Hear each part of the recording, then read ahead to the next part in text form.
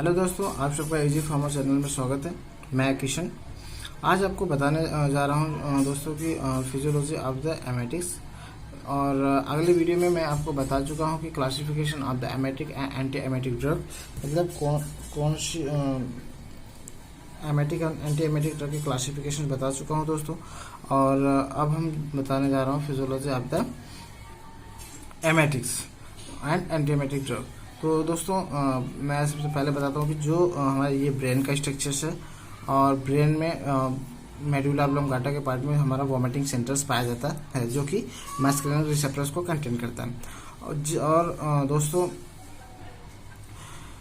Blood brain barrier के बाहर, outside of the blood brain barrier in medulla oblongata which are situated chemo receptor trigger zone, जो कि पाया जाता है, जिसपे 5-HT3 रिसेप्टर्स एंड डोपामाइन 2 या जिसे हम D2 रिसेप्टर्स कहते हैं, वो पाए जाते हैं। तो दोस्तों जैसे ही साइटोटॉक्सिक जो जब क्या करता है, कीमो रिसेप्टर ट्रिगर जोन को स्टिमुलेट कर देता है। साइटोटॉक्सिक क्या करता है, जब कीमो रिसेप्टर ट्रिगर जोन को स्टिमुलेट कर देता है तो वह किसको, वॉमिटिंग सेंटर को स्टिमुलेट कर देता है। और वॉमिटिंग सेंटर जब स्टिमुलेट होता है तो वॉमिटिंग रिफ्लेक्स देता है। इन केस ऑफ दोस्तों when we are emotion factors, pain या फिर रिपल्सिव साइड्स, मतलब कुछ ऐसा देख लेते हैं कि हमें वॉमिटिंग आने लगती है, या फिर रिपल्सिव स्मेल, मतलब हमें कुछ बैड स्मेल आने लगती है, तो उस केस में हमें वॉमिटिंग आने लगती है। तो उस टाइम क्या होता है कि हमारा हाइयर ब्रेन सेंटर जो होता है स्टिमुलेट हो जाता है। और जो हाइयर ब्रेन सेंटर स्टिमुलेट होता है तो वह सीधा सीधा किसको, वॉमिटिंग सेंटर को स्टिमुलेट कर देता है। हाइयर ब्रेन सेंटर जब स्टिमुलेट होता है वो किसको, वॉमिटिंग सेंटर को स्टिमुलेट कर देता है। जैसे कि यहाँ पे हमने बनाया है हाइयर सेंटर, और वो वॉमिटिंग सेंटर को क्या करता है, स्टिमुलेट कर देता है। और वॉमिटिंग सेंटर जो होता है वॉमिटिंग रिफ्लेक्स शो करता है, जिसके कारण हमें वॉमिटिंग होने लगती है। In case of motion sickness and morning sickness, motion sickness और मॉर्निंग सिकनेस के केस में होता क्या है दोस्तों कि हमारे ईयर के इनर पार्ट में एक लैब्रियंस बोन पाई जाती है, जो कि वेस्टिबुलर नर्व से इम्पल्सेस को किस में, वेस्टिबुलर न्यूक्लियाई में पहुंचाती है। वेस्टिबुलर नर्व से वेस्टिबुलर न्यूक्लियाई में जो होती है इम्पल्सेस को क्या करती है, पहुंचाती है। एक इलेक्ट्रॉनिक सिग्नल इंफॉर्मेशन भी हम कह सकते हैं, एक इलेक्ट्रॉनिक सिग्नल्स जो है कि पहुंचाती है, जिसकी वजह से वेस्टिबुलर न्यूक्लियाई जो होती है स्टिमुलेट हो जाती है।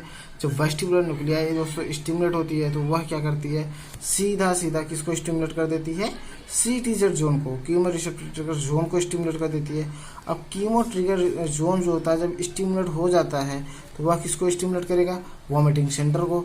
और वॉमिटिंग सेंटर स्टिमुलेट होगा तो वॉमिटिंग रिफ्लेक्स शो करेगा और फिर वॉमिटिंग होती है। ठीक है।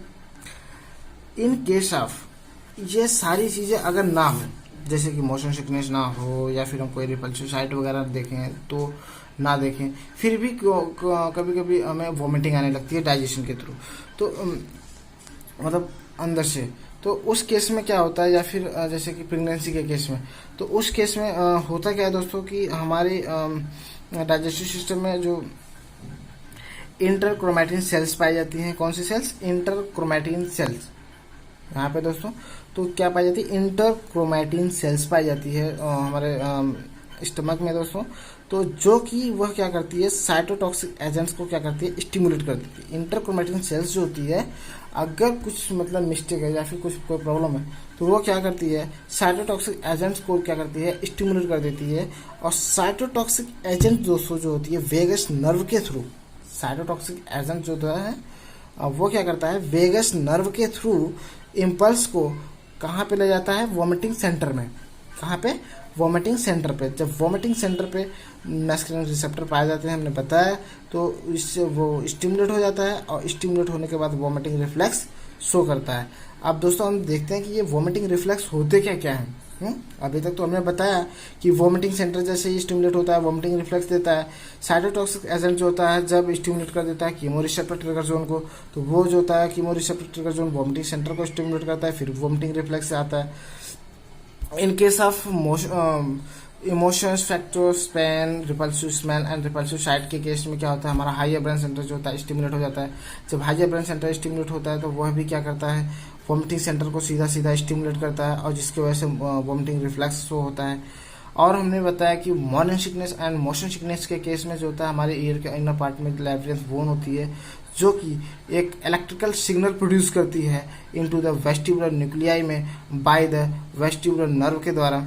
एक इलेक्ट्रिकल सिग्नल प्रोड्यूस करती है किसमें, वेस्टिबुलर न्यूक्लियाई में, किसके द्वारा, वेस्टिबुलर नर्व के द्वारा, जिससे ये वेस्टिबुलर न्यूक्लियाई जो होता है स्टिमुलेट हो जाता है, और यह जो होता है सीधा सीधा किसको स्टिमुलेट करता है, कीमो रिसेप्टर ट्रिगर जोन को स्टिमुलेट करता है, और यह जो होता है फिर वॉमिटिंग सेंटर को स्टिमुलेट करता है, और फिर वॉमिटिंग सेंटर जो होता है वॉमिटिंग रिफ्लेक्स देता है। फिर दोस्तों हमने यहाँ पे भी बताया कि जो स्टमक होता है उसमें जो सेल्स होती हैं, कौन सी सेल्स, इंट्राक्रोमैटिन सेल्स होती हैं, जो कि वह साइटोटॉक्सिक एजेंट को स्टिमुलेट करती हैं, जो कि जब साइटोटॉक्सिक एजेंट जो होता है स्टिमुलेट होता है तो उस केस में क्या होता है कि वैगस नर्व के द्वारा ये जो रिसेप्टर्स हैं, इस रिसेप्टर पे स्टिमुलेशन होता है, उस स्टिमुलेशन वैगस नर्व के द्वारा वॉमिटिंग सेंटर पे जाता है, और वॉमिटिंग सेंटर जो होता है वॉमिटिंग रिफ्लेक्स देता है।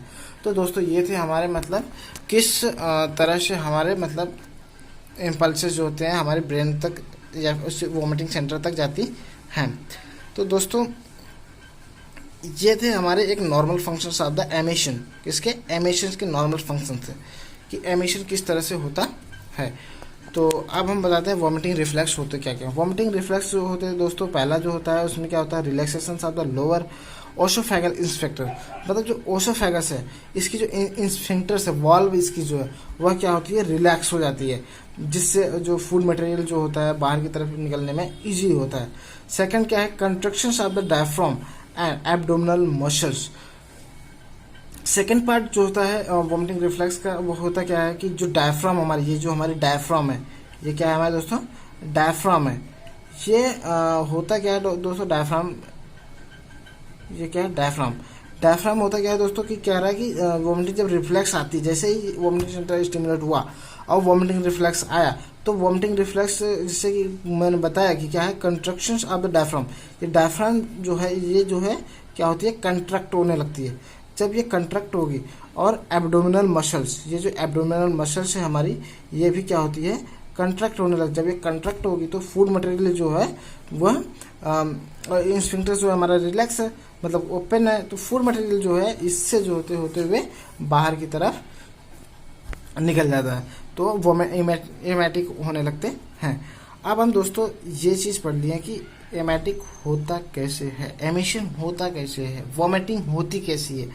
अब दोस्तों हम देखते हैं कि एंटी एमेटिक मतलब किस तरह से हम एमिशंस को कंट्रोल करते हैं, कौन कौन सी ड्रगें यूज करते हैं, और कौन कौन रिसेप्टर्स पे वो ड्रगें जो होती है जाके बाइंड अप होती हैं और हम एक्शन शो करती हैं, जो कि वोमिटिंग को जो होता है प्रिवेंट करती हैं। तो उस केस में एंटी एमेटिक के केस में देखते हैं सबसे पहला ड्रग कौन सा है।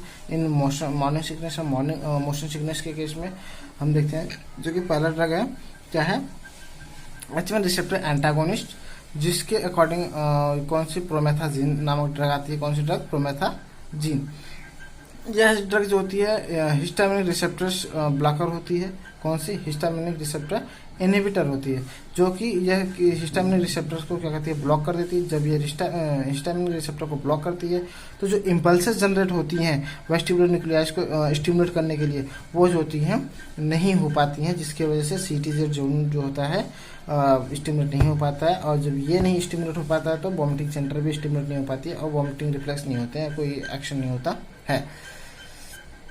सेकेंड केस में देखते हैं दोस्तों सीटीजेड जोन के केस में देखते हैं दोस्तों, इसमें क्या होता है 5-HT3 रिसेप्टर। 5-HT3 रिसेप्टर, तो हम कौन सी ड्रग लेते हैं, 5-HT3 रिसेप्टर एंटागोनिस्ट लेते हैं। कौन सी, 5-HT3 रिसेप्टर एंटागोनिस्ट, जो कि ओंडास्टेरोन आता है, जो कि हम क्लासिफिकेशन के दौरान पढ़े थे दोस्तों।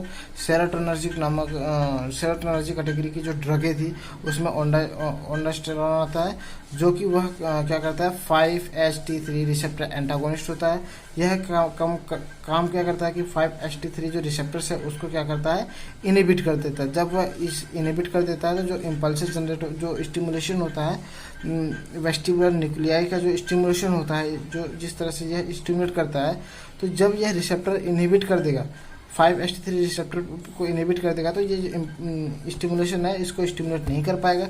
मतलब यहाँ तक न्यूक्लिया स्टिमुलेट हो गई, लेकिन अब ये स्टिमुलेट किसको करेगी?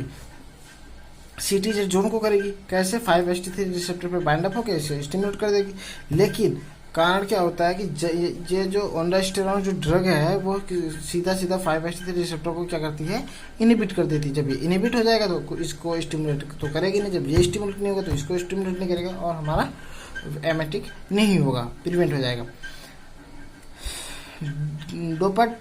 D2 रिसेप्टर के केस में देखते हैं दोस्तों, जैसे कि हम D2 रिसेप्टर एंटागोनिस्ट लेते हैं। D2 रिसेप्टर एंटागोनिस्ट हमारा क्या होता है? ये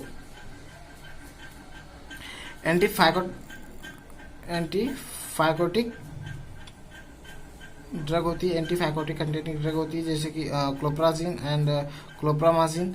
ठीक है, तो ये दोस्तों जो होती है किसके डोपा D2 रिसेप्टर्स को क्या करती है? इनहिबिट कर देती है, जिसकी वजह से हमें एमेटिक जो होता है नहीं हो पाता है।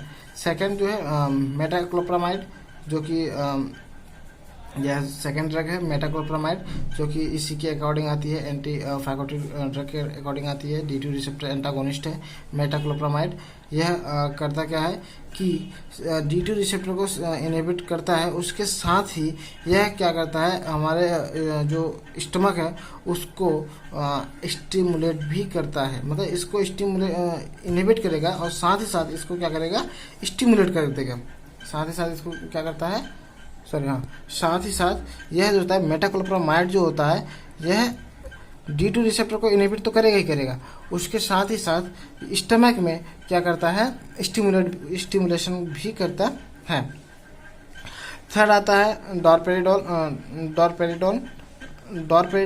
जो ड्रग है वह जो होता है उसके अकॉर्डिंग जो होती है हायोसिन नामक ड्रग पाई जाती है, जो कि वह जो होता है मस्कुलिन रिसेप्टर्स को क्या करता है? ब्लॉक करता है, जिसकी वजह से हमें जो इम्पल्सेस हायर ब्रेन सेंटर से आती है या फिर सीटीजे जोन से आती है उसको क्या करता है? वह प्रिवेंट करता है। फिर muscarinic receptor antagonist. Muscarinic receptor antagonist work क्या करता है दोस्तों? यह सीधा क्या करेगा? मस्कुलिन रिसेप्टर्स को क्या करता है? इनहिबिट कर देता है। जब मस्कुलिन रिसेप्टर ही इनहिबिट हो जाता है तो यहाँ से जैसे कि मोशन सिकनेस से इम्पल्सेस जनरेट हुई, वह वेस्टिबुलर न्यूक्लियाई को स्टिमुलेट करी, वेस्टिबुलर न्यूक्लियाई सीटीजे जोन को स्टिमुलेट किया। सीटीजे जोन जो होता है इसको स्टिमुलेट नहीं कर पाएगा। क्यों? क्योंकि मस्कुलिन रिसेप्टर में जो हायोसिन नामक ड्रग है वह क्या काम करती है? यहीं पे इसको इनहिबिट कर देती है, मस्कुलिन रिसेप्टर को ही क्या करती है? ब्लॉक कर देती है, जिसकी वजह से वो स्टिमुलेशन जो होता है वोमिटिंग सेंटर को नहीं आ पाते हैं। हायर ब्रेन सेंटर से जब हम कोई रिपल्सिव साइट वगैरह देखते हैं तो वो भी जो इम्पल्सेस होते हैं किसको? वोमिटिंग सेंटर को स्टिमुलेट नहीं कर पाते हैं, क्योंकि वह यहाँ पे ब्लॉक कर देती है, इनहिबिट कर देती है, जिसके वजह से हमें वोमिटिंग रिफ्लेक्स नहीं हो पाते हैं और हम एमेटिक प्रिवेंट कर लेते हैं। ठीक है, यहाँ पे देखो साइटोटॉक्सिक एजेंट के केस में होता क्या है दोस्तों? जब इंटरक्रोमैटिन सेल्स जो होती है इसे स्टिमुलेट करती है तो यह जो होता है यहाँ पे 5-HT3 रिसेप्टर पाए जाते हैं ना, जिसकी वजह से ये स्टिमुलेट हो जाते हैं और वेगस नर्व के द्वारा जो होता है वोमिटिंग सेंटर को स्टिमुलेट कर देते हैं। लेकिन हम क्या करते हैं? यहाँ पे ओंडास्टेरॉन यूज करते हैं, एंड ओंडास्टेरॉन जो होता है यह कहता क्या है? इसको क्या करता है? इनहिबिट कर देता है। ओंडास्टेरॉन नहीं, 5-HT3 रिसेप्टर एंटागोनिस्ट ओंडास्टेरॉन मैंने पहले ही बताया था। यहाँ पे 5-HT3 रिसेप्टर एंटागोनिस्ट, तो वही केस दोस्तों यहाँ पे भी होता है कि यहाँ पे 5-HT3 रिसेप्टर पाए जाते हैं। अब उसे इनहिबिट करने के लिए हम क्या यूज करते हैं? ओंडास्टेरॉन यूज करते हैं, जिसकी वजह से वह जो होता है इस रिसेप्टर को क्या करता है? इनहिबिट कर देता है, और जो वेगस नर्व से जो इम्पल्सेस जनरेट होती है वो वोमिटिंग सेंटर पे नहीं आ पाती है और वोमिटिंग रिफ्लेक्स कंट्रोल होता है। सॉरी, वोमिटिंग रिफ्लेक्स नहीं होता है। ठीक है, नॉर्मल रहता है। और तो ये था दोस्तों एंटी वोमेटिक ड्रग किस तरह से हमारे रिसेप्टर पर बाइंड अप होते हैं और हमें एमेशन से प्रिवेंट करते हैं। अब हम इसके दोस्तों देखते हैं कि क्या कौन सी ड्रग है जो होती है, साइड इफेक्ट क्या है इसके, और गुड फॉर हेल्थ के लिए अच्छा क्या है, इसके बारे में देखते हैं। जैसे कि प्रोमेथाजिन है, तो प्रोमेथाजिन जो होता है वह मोशन सिकनेस और मॉर्निंग सिकनेस को कंट्रोल करता है, ये बेनिफिशियल है। लेकिन साइड इफेक्ट क्या है इसके कि डेजीनेस एंड सेडेशन, ये जो होता है प्रोमेथाजीन का जो होता है साइड इफेक्ट होता है। ओंडास्टेरॉन के केस में देखते हैं कि ये जो होता है केमोथेरेपी रेडिएशन में काम आते हैं एंड पास्ट सर्जरी में काम आती है। और इसके जो साइड इफेक्ट हैं हेडेक, गैस्ट्रोइंटेस्टाइनल अपसेट, ये इसके साइड इफेक्ट है दोस्तों। और हम देखते हैं क्लोप्रामाजीन और क्लोप्रामाजीन के केस में देखते हैं दोस्तों कि इसके बेनिफिशियल जो होता है केमोथेरेपी रेडिएशन होता है, आल्सो ब्लॉकर हिस्टामिनिक हिस्टामाइन, और यह जो होता है दोस्तों हिस्टामाइन को भी ब्लॉक करता है। तो इसके साइड इफेक्ट जो है दोस्तों क्या है, sedation and hypertension, sedation and hypertension हो जाता है। मेटाक्लोप्रामाइड के केस में देखते हैं दोस्तों जो वही है कीमोथेरेपी रेडिएशन नोजिया वोमिटिंग को जो होता है वह क्या करता है, नोजिया एंड वोमिटिंग को क्या करता है, कंट्रोल करता है। जैसे प्रेगनेंसी के केस में दोस्तों जैसे कि नोजिया वगैरह होने लगती है, वोमिटिंग होने लगती है, तो उस केस में जो दोस्तों ओंडास्टेरॉन जो होता है हम देते हैं, तो वह जो होता है दोनों के केस यहाँ पे इनहिबिट करके हमें प्रिवेंट कर देता है। ठीक है, फिर उसके बाद हम आते हैं दोस्तों मस्कुलिन रिसेप्टर हायोसिन के ड्रग के बारे में। तो हायोसिन जो होता है बेनिफिशियल में क्या होता है, प्रोफाइलैक्सिस एंड मोशन सिकनेस को कंट्रोल करता है, प्रोफाइलैक्सिस एंड मोशन सिकनेस को कंट्रोल करता है। लेकिन इसका साइड इफेक्ट क्या है, dry mouth, blurry vision and ड्रोजिनेस, dry mouth, blurry vision and ड्रोजिनेस। तो ये रहा है उसके दोस्तों साइड इफेक्ट। तो दोस्तों ये जो हमारा टॉपिक था क्या था, physiology of the emetic anti emetic drug. Thank you दोस्तों।